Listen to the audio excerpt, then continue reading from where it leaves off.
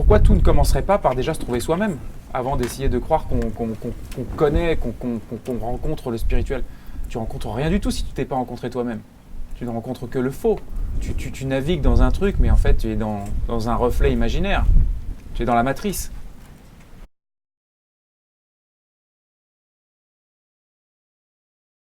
La spiritualité, on entend beaucoup de choses à ce sujet. La spiritualité, le spirituel, c'est de pouvoir, je sais pas moi, il y en a, alors bon, c'est la connexion avec d'autres mondes, d'autres c'est, je sais pas, sortir du corps, d'autres c'est des récits philosophiques, etc. Mais la spiritualité profondément, par rapport à tout ce que Zéro Mental a pu étudier en la matière et réaliser en la matière, c'est que en fait, la spiritualité, c'est ni plus ni moins distinguer le vrai du faux. C'est ça.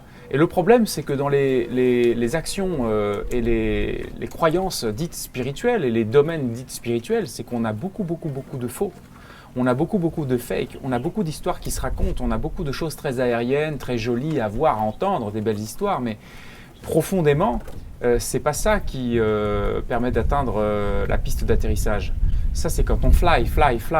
Mais la piste d'atterrissage, c'est où sinon au cœur de soi, dans l'infini de soi. Rappelez-vous bien que le but du jeu, c'est de distinguer le vrai du faux, à savoir faire tomber le faux. C'est-à-dire que là, qu'est-ce que vous venez de faire? Vous venez de faire tomber le fait que vous pensiez être le penseur. Moi, je ne vous ai pas dit, vous n'êtes pas le penseur, point, salut, notez bien, mettez-le dans votre tête, ici c'est une secte. Non, je vous ai dit, constatez ce qui se passe quand vous vous demandez qui pense. Et vous voyez qu'à l'arrivée, il n'y a plus de penseur. La fausse croyance tombe à ce moment-là. Donc si elle tombe, c'est qu'elle n'existe pas. Si c'est virtuel, c'est que c'est fictif. Donc, on rentre dans le réel. C'est pour ça aussi que dans le modèle H, on a parlé de croyances racines et de croyances donc tenaces. Je suis l'agissant. Bien sûr que c'est une croyance qui est partagée par tous les êtres humains, a priori, tu vois, tant que tu n'as pas vraiment observé ton système. Mais là, quand vous observez en temps réel que vous pouvez tout à fait à l'aise sur l'instant et constater que l'action se fait d'elle-même, vous êtes juste en train de faire tomber une croyance, que vous seriez l'agissant, puisque ça se fait. Parce que si tu n'es pas le penseur, si tu n'es pas l'agissant, on va voir que tu n'es pas la sensation non plus. C'est pour ça que la question qui canalise en fait la spiritualité, c'est qui suis-je? Et c'est ça le job, c'est ça la dite spiritualité. Sinon le reste, c'est quoi?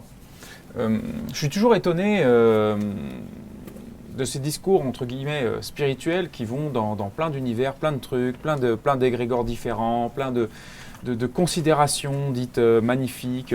Pourquoi tout ne commencerait pas par déjà se trouver soi-même, avant d'essayer de croire qu'on connaît, qu'on rencontre le spirituel? Tu rencontres rien du tout si tu t'es pas rencontré toi-même. Tu ne rencontres que le faux. Tu navigues dans un truc, mais en fait tu es dans un reflet imaginaire. Tu es dans la matrice.